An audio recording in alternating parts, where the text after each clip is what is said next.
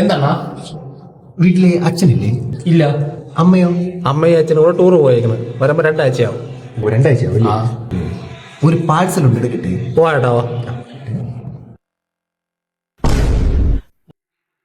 ഇപ്പോ അകത്തിരിക്കുന്ന പണവും പണ്ടവും എവിടെയാണ് ഇരിക്കുന്നതെന്ന് ഒരു സൗട്ട് പോലും ഇല്ലാതെ എനിക്ക് കാണിച്ചു തരും.